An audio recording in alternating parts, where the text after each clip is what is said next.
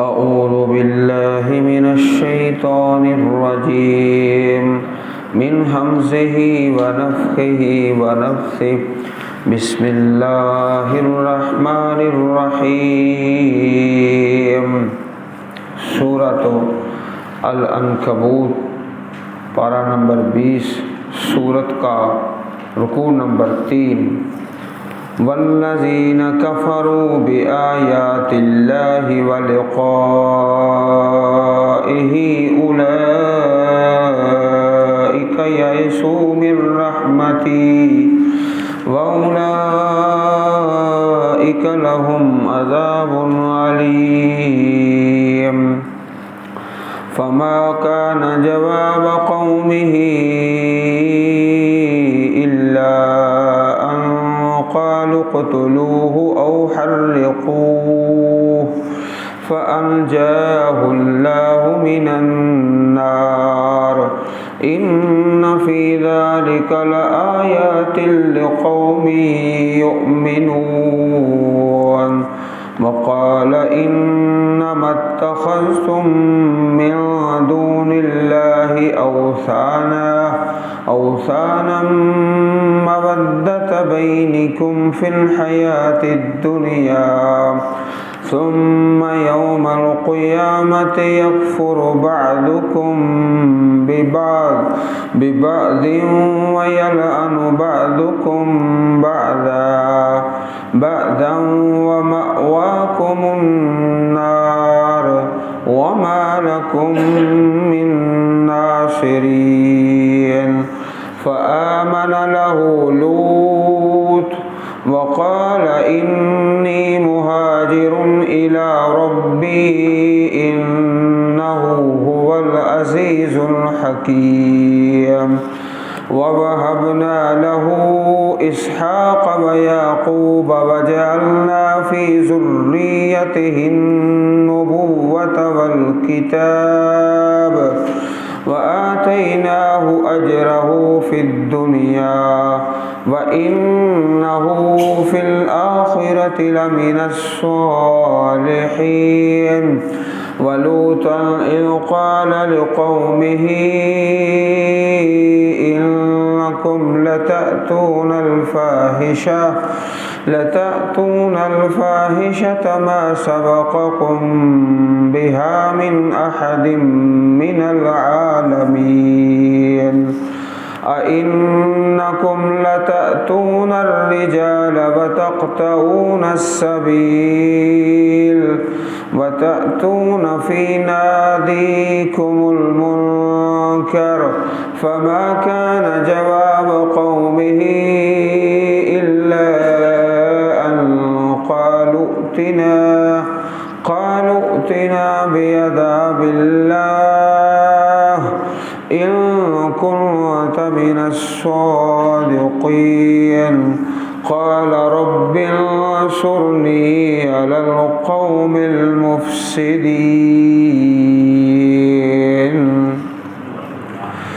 جس طرح عرض کیا گیا کہ سورۃ العنکبوت کا جو مرکزی عنوان ہے وہ ہے آزمائش اور ابتلا۔ ہر آدمی کا جتنا ایمان ہوتا ہے اتنی ہی آزمائش آتی ہے۔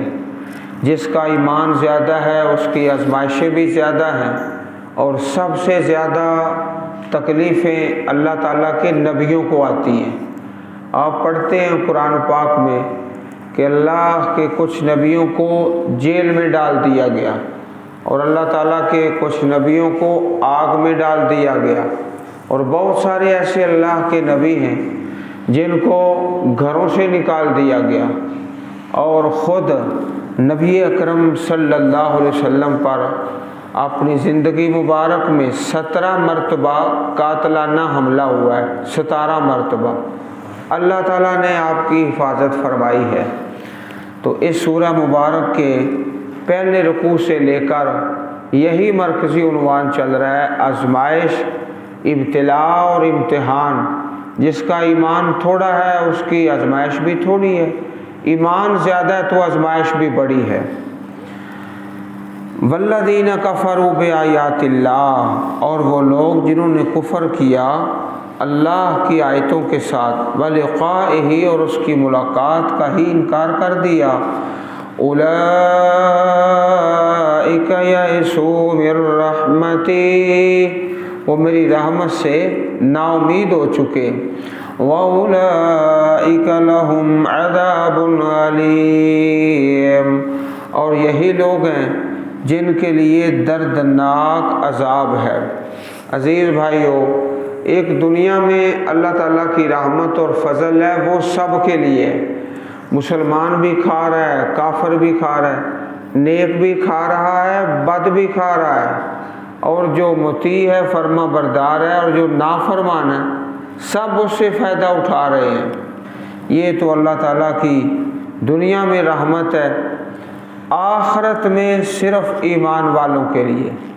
چنانچہ سورۃ الاعراف میں ہے، وَرَحْمَتِي وَسِعَتْ كُلَّ شَيْءٍ، میری رحمت ہر چیز سے زیادہ وسیع ہے، آسمانوں سے زیادہ، زمینوں سے زیادہ، سب سے زیادہ وسیع ہے۔ فَسَأَكْتُبُهَا لِلَّذِينَ يَتَّقُونَ وَيُؤْتُونَ الزَّكَاةَ وَالَّذِينَ هُمْ بِآيَاتِنَا يُؤْمِنُونَ۔ سورۃ الاعراف آیت نمبر 156۔ سو میں یہ رحمت آخرت میں ان لوگوں کے لیے لکھوں گا جو متقی پرہیزگار ہیں، زکوٰۃ ادا کرنے والے اور ہماری آیتوں پر ایمان رکھنے والے۔ رحمت تو اللہ تعالیٰ کی بہت وسیع ہے، لیکن آخرت میں صرف ایمان والوں کے لیے ہے۔ اولئک یئسوا من رحمتی، جو کافر ہیں اللہ تعالیٰ کی رحمت سے نام امید اور مایوس ہیں آخرت میں۔ فما کان جواب قومہ الا ان قالوا، پس نہیں تھا آپ کی قوم کا جواب۔ حضرت ابراہیم علیہ السلام، آپ جد الانبیاء ہیں، آپ کی آزمائش بھی بہت سخت ہے، عام لوگوں سے زیادہ آپ کو تکلیفیں آئی ہیں۔ جب قوم کے پاس کوئی عقلی اور نقلی دلیل نہیں تو پھر کہنے لگے اقتلوہ او حرقوہ، آپس میں میٹنگ کرنے لگے کہ ابراہیم کے خلاف کوئی قدم اٹھانا چاہیے۔ اس بات میں پھر رائے مختلف ہو گئی، کچھ کہنے لگے کہ اسے قتل ہی کر دو، اقتلو۔ ایک رائے تو یہ تھی ان کفار کی مجلس میں، او حرقو، یہ دوسری رائے تھی کہ اس کو جلا دو، آگ میں ابراہیم کو جلا دیا جائے یا اس کو قتل ہی کر دیا جائے، جس طرح نبی کریم صلی اللہ علیہ وسلم کے بارے میں کہ آپ کو وطن سے نکالا جائے یا قتل کیا جائے یا جیل میں ڈال دیا جائے، جیل میں، او حرقو، یا جلا دو۔ یہ دو قسم کی رائے سامنے آئی، آخر میں پھر یہی فیصلہ کیا کہ آپ کو جلا دیا جائے، بہت بڑا آگ کا ایک الاؤ تیار کر کے اور منجنیق کے ذریعے آپ کو اس آگ میں پھینک دیا جائے۔ فَأَنْجَاهُ اللَّهُ مِنَ النَّارِ، تو اللہ نے آپ کو آگ سے بچایا۔ اللہ پاک کی ذات سب سے زیادہ طاقت والی، دنیا مارنا چاہتی ہے، اللہ پاک بچانا چاہتے ہیں، تو اللہ سے بڑا کون ہے طاقتوں والا۔ فَأَنْجَاهُ اللَّهُ مِنَ النَّارِ، اللہ تعالیٰ نے بچا لیا آپ کو آگ سے، آگ سے۔ إِنَّ فِي ذَلِكَ لَآيَاتٍ لِقَوْمٍ يُؤْمِنُونَ، بے شک اس میں بڑی نشانیاں ہیں اس قوم کے لیے جو ایمان رکھتے ہیں۔ ابراہیم علیہ السلام کی سیرت میں، آپ کے تذکرہ میں، آپ کے بیان میں اور آگ سے بچانے میں بڑی نشانیاں ہیں۔ اس واقعے پہ غور کرتے جائیں نا تو بے بہائی نشانیاں سامنے آ جاتی ہیں۔ آگ کا کیا کام ہے؟ جلا دینا، لیکن اللہ تعالیٰ کی طرف سے حکم آتا ہے کونی بردم و سلامہ، جلانا نہیں ہے، ٹھنڈی والی ہو جا اور سلامتی والی، پانی کا کام کیا ہے؟ بہا کے لے جاتا ہے۔ لیکن اللہ تعالیٰ نے حضرت موسیٰ علیہ السلام کے لیے حکم دیا، پانی کو پہاڑ کی طرح کھڑا ہو جا، پہاڑ کی طرح کھڑا ہو جا۔ اسی طرح کھڑا ہو گیا۔ تو بڑی نشانیاں ہیں، لآیات جمع کا صیغہ ہے۔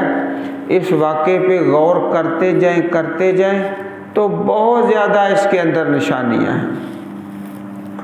اللہ تعالیٰ اپنے لشکر اور اپنی حفاظت کے انتظام فرماتے ہیں۔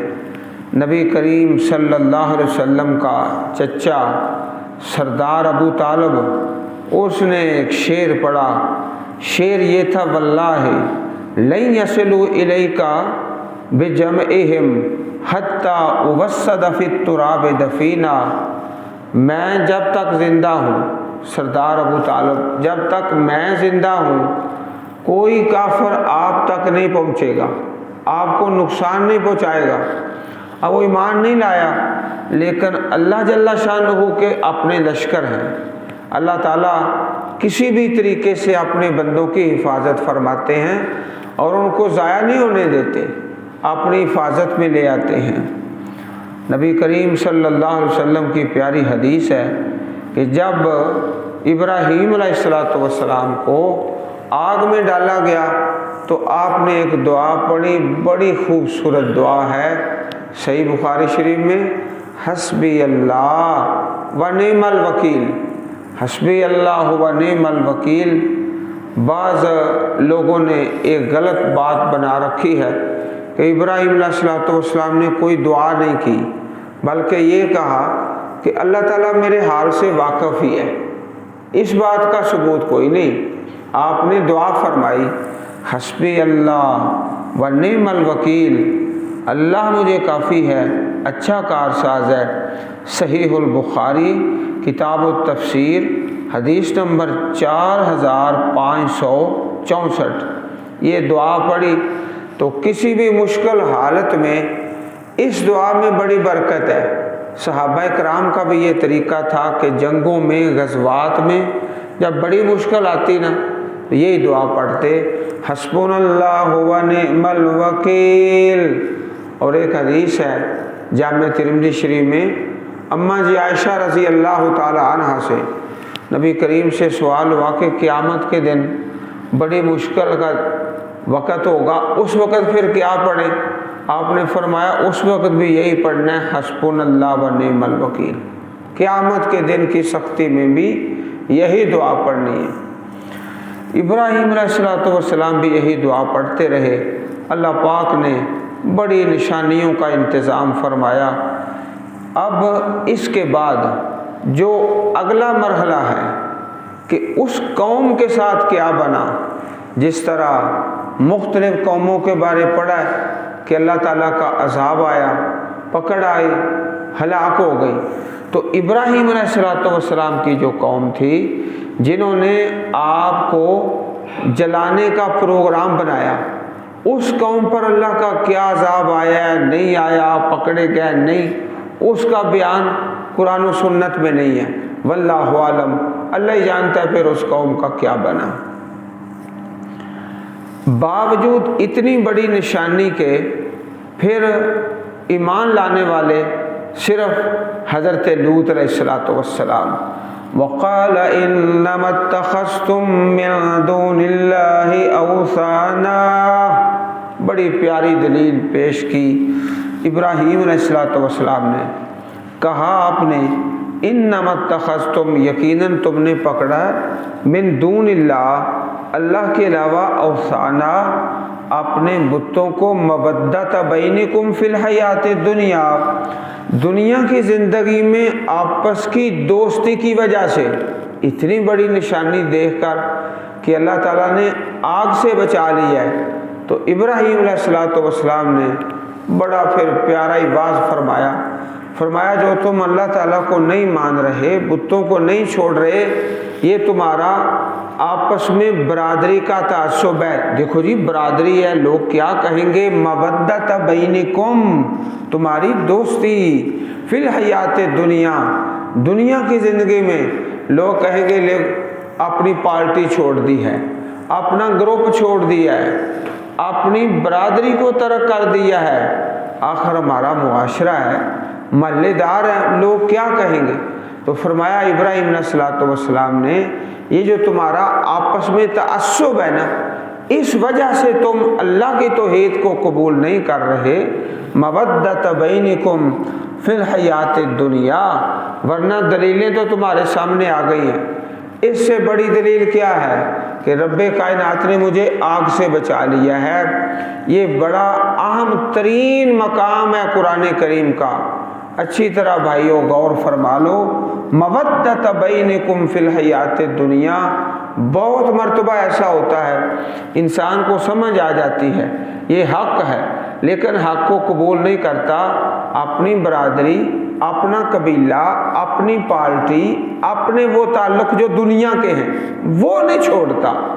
یہ بڑا نقطہ ہے اور اہم ترین مقام ہے کتاب اللہ سے، مودت بینکم فی الحیات الدنیا ثم یوم القیامت یکفر بعضکم ببعض، پھر قیامت کے دن انکار کرے گا بعض تمہارا بعض سے، وَيَلْعَنُ بَعْضُكُمْ بَعْضًا، اور لعنت کرے گا بعض تمہارا بعض پر، وَمَأْوَاكُمُ النَّارُ، اور تمہارا ٹھکانہ آگ ہے، وَمَا لَكُمْ مِن نَاصِرِينَ، اور تمہارے لیے کوئی مدد کرنے والا نہیں۔ سورہ زخرف کے اندر اللہ تعالیٰ کا پیارا فرمان ہے، الاخلاء یومئذ بعضهم لبعض عدو الا المتقین، جتنے بھی دوست ہیں ایک دوسرے کے دشمن بن جائیں گے۔ یہ جو پارٹی کے دوست ہیں، برادری کے دوست ہیں، اور جتنی بھی دوستی ہیں دنیا کی، یہ دشمن بن جائیں گے الا المتقین، سوائے متقین کے جن کی دوستی کی بنیاد اسلام ہے، قرآن ہے، سنت ہے، نماز ہے، مسجد ہے، حج ہے، ان کی دوستی تو قائم رہے گی دنیا میں بھی الطول دائمی اور آخرت میں بھی، لیکن جو دوسری دوستیاں ہیں وہ دشمنی میں بدل جائیں گی، ختم ہو جائیں گی، بلکہ ایک دوسرے پر لعنت کریں گے۔ یکفر بعضکم ببعض ویلعن بعضکم بعضا، ایک پارٹی والے، ایک برادری والے، ایک جتھے والے، ایک گروپ والے ایک دوسرے پر لعنت کریں گے، تم پر لعنت ہو، تم نے ہمیں گمراہ کیا ہے، ہدایت پہ نہیں آنے دیا، اور ایک دوسرے کو کہیں گے ربنا ہؤلاء اضلونا فآتہم عذابا ضعفا من النار، اپنے دوستوں کے بارے میں یا اللہ ان کو دوہرا عذاب دے، انہوں نے ہمیں گمراہ کیا تھا۔ جو اچھے دوست ہیں وہ قرآن کی طرف لے کر آتے ہیں، اور جو برے دوست ہیں اللہ تعالیٰ کے دین سے دور کرتے ہیں۔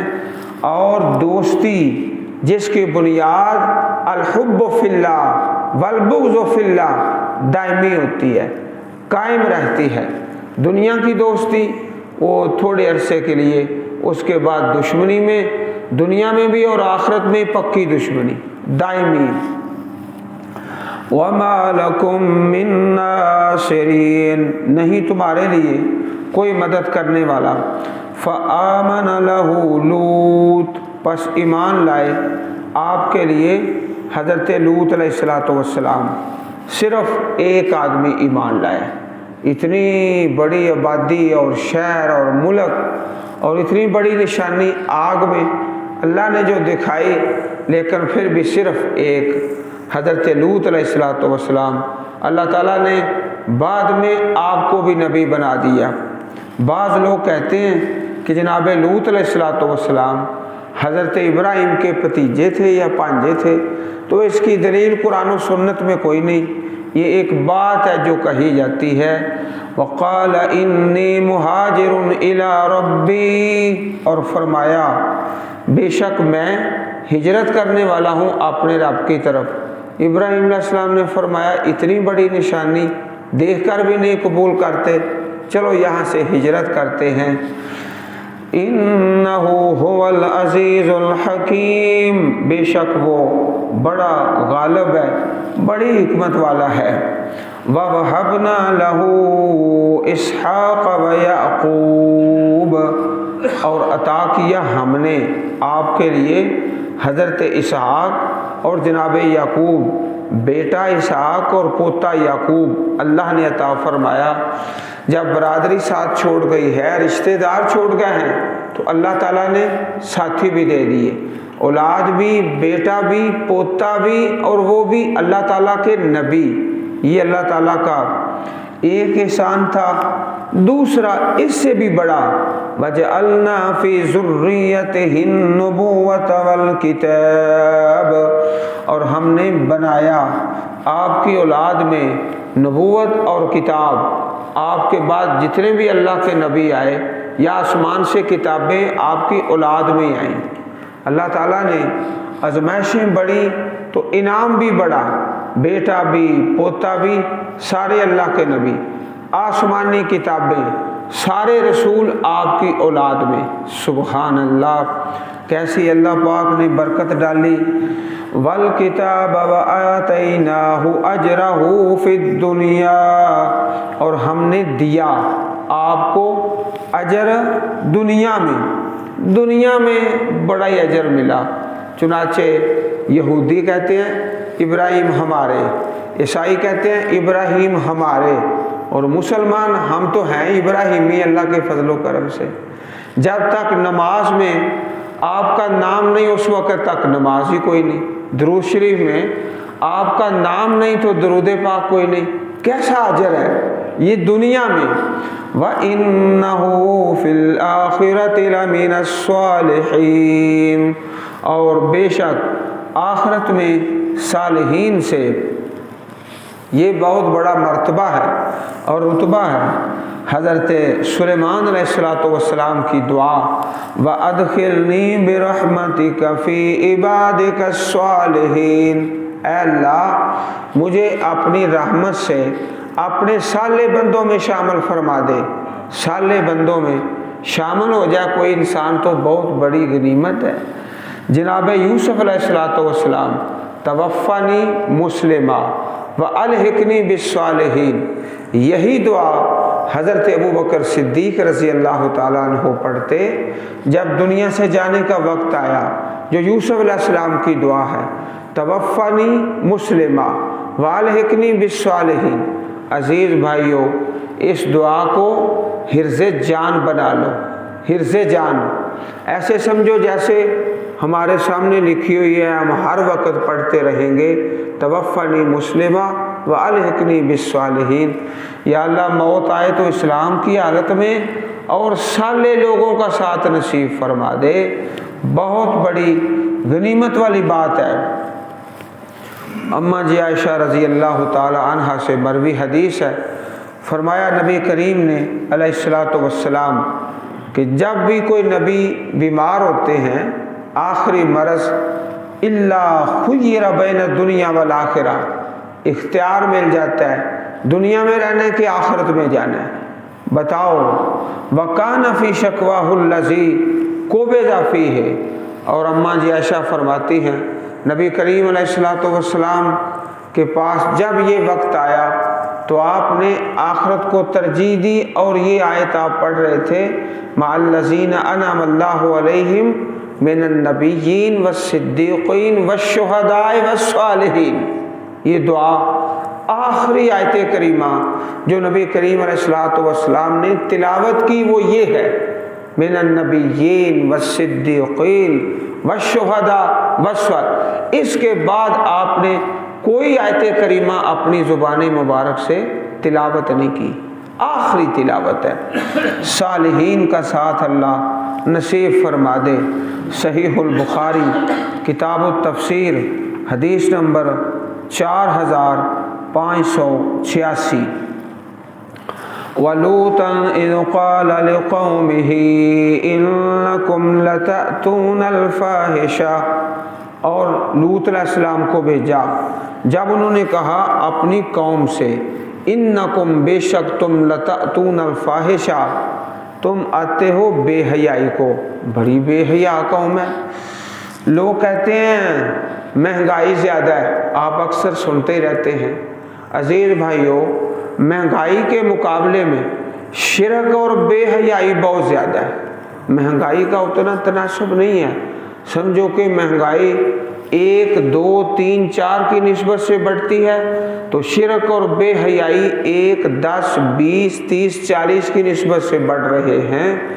شرک اور بے حیائی، انکم لتأتون الفاحشہ ما سبقکم بہا من احد من العالمین، نہیں کوئی سبقت لے گیا تم سے پہلے کوئی ایک بھی جہان والوں سے، اوے بدبختو بے نصیبو، تم سے پہلے تو کسی نے یہ بری حرکت کی نہیں، اللہ کی زمین پر اس برائی کا کوئی تصور ہی نہیں تھا۔ اِنَّكُمْ لَتَأْتُونَ الرِّجَالَ، کیا بے شک تم مردوں کے پاس آتے ہو، وَتَخْطَئُونَ السَّبِيلَ، اور راستے کو کاٹتے ہو۔ اصل جو راستہ ہے اللہ نے فطری راستہ جو رکھا ہے اس کو چھوڑ کر ایک غیر فطری کام کرتے ہو، اور وہ بھی سرے عام بے حیائی کا کام۔ وَتَأْتُونَ فِي نَادِيكُمْ، اور تم آتے ہو اپنی مجلس میں، نادی مجلس، مجلس کے اندر ہی المنکرہ، بے حیائی کو سرے عام المنکر۔ فَمَا كَانَ جَوَابَ قَوْمِهِ إِلَّا أَن قَالُوا ائْتِنَا بِعَذَابِ اللَّهِ، پس نہیں تھا آپ کی قوم کا جواب مگر انہوں نے کہا لے آ ہمارے پاس، ائتنا بعذاب اللہ، اللہ کے عذاب کو لے آ، جو تو کہتا ہے نا عذاب آئے گا، عذاب لے آ، عذاب لے آ ہمارے پاس۔ ان کنت من الصادقین، اگر تم سچوں سے ہو۔ بڑے بے حیا راستوں میں بیٹھ کر بے حیائی کا کام کرتے اور راہزنی، مسافروں کو لوٹ لیتے اور گزرنے والوں کو کنکر مارتے، پتھر مارتے، اور ایسی غلط باتیں جو زبان پہ آ نہیں سکتی راستے میں بیٹھ کر۔ عزیز بھائیوں، نبی کریم صلی اللہ علیہ وسلم نے راستے میں بیٹھنے سے منع فرمایا، ایاکم الجلوس بالطرقات، راستے میں مت بیٹھو۔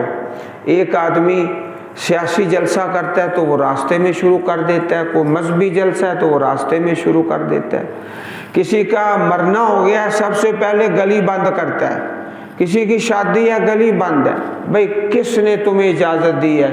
اللہ تعالیٰ کی طرف سے تو اجازت ہی نہیں کہ راستے کو بند کیا جائے۔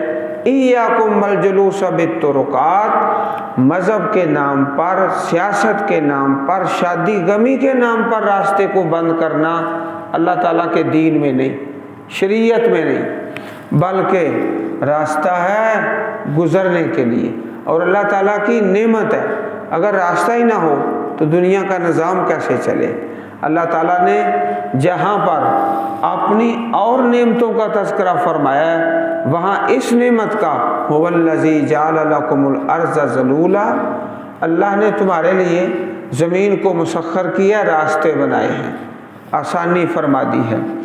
تو یہ قوم بڑی اللہ تعالیٰ کی نافرمان، بے حیائی کے، برائی کے، رہزنی کے اور تمسخر اور کینکر مارنا راستوں میں، یہ ان کا شیوا تھا۔ آخر کار جناب لوط علیہ السلام نے دعا کر دی، قال رب انصرنی علی القوم المفسدین۔ یہ آخری دعا ہوتی ہے کسی اللہ تعالیٰ کے نبی کی، جب وہ سمجھتے ہیں کہ اب ان لوگوں کے ایمان کے کوئی توقع ہی نہیں، کوئی امید ہی نہیں، بالکل جب آخری مرحلہ آتا ہے نا تو پھر یہ دعا ہوتی ہے، اے میرے پروردگار انصرنی، میری مدد فرما، علی القوم المفسدین، فساد کرنے والے مفسد لوگوں کے خلاف، مفسد لوگوں کے خلاف یقین ہو گیا ہے کہ یہ لوگ ایمان نہیں لائیں گے۔ اللہ تعالیٰ نے پھر اس دعا کو قبول فرمایا اور ان ظالموں کو ہلاک کر دیا، جس کا تذکرہ قرآن کریم کے مختلف مقامات پر ہے اور آئندہ اگلے رکوع کے اندر بھی ہے۔ اللہ سبحانہ و تعالی ہم سب کو قرآن کریم پڑھنے اور سمجھنے اور عمل کرنے کی توفیق عطا فرمائے، آمین۔ سبحان ربک رب العزت عما یصفون وسلام علی المرسلین والحمد للہ رب العالمین۔